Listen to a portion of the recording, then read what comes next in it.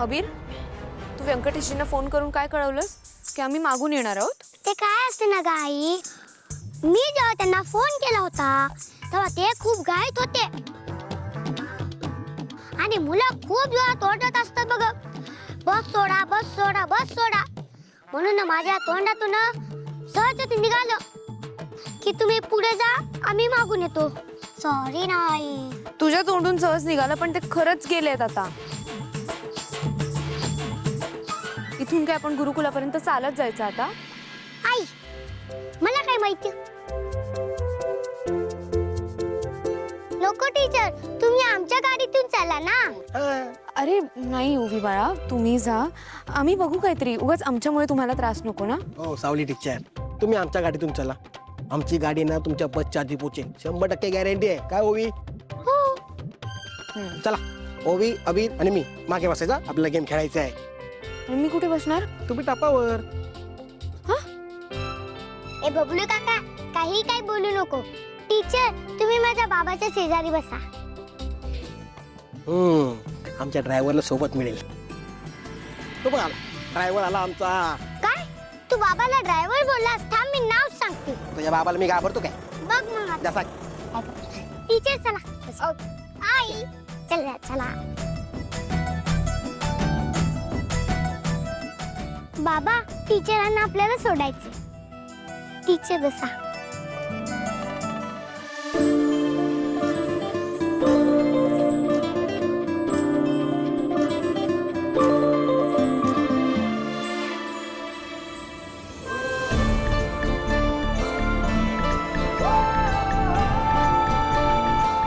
बाबा चल.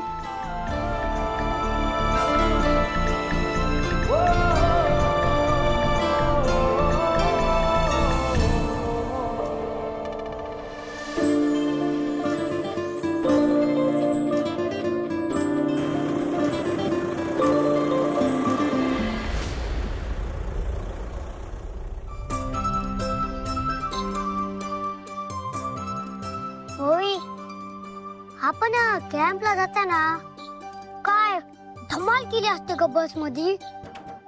गाणी, गप्पा, गोष्टी, भूताच्या गोष्टी, खूप मजा आली असते ना ग. अरे अबीर, तू भूताच्या गोष्टी सांगितल्यास ना, सगळी मिळून ओरडायला लागल्या. ए, फक्त का अबीरच सांगू शकतो गोष्ट? अरे हा बबलू पण सॉलिड गोष्ट सांगू शकतो.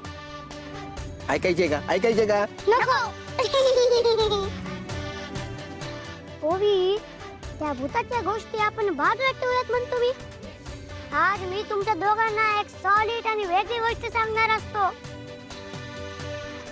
एका राजाची आणि एका राणीची. तर ऐका.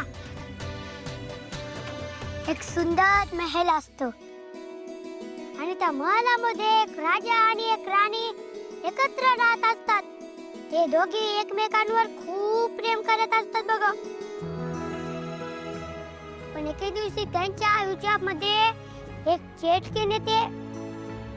जादू टोना करून त्या दोघांचं खूप मोठं भांडण लावून देते. हे बघितलंस ना तू? तुझा हट्ट होता ना हिच्याशी लग्न करायचा, बघितलंस? हा तुझा हट्ट आपल्या घराला कसा भवला ते बघितलंस ना? आणि मग राणी राजावर रुसून कुठेतरी दूर निघून जाते.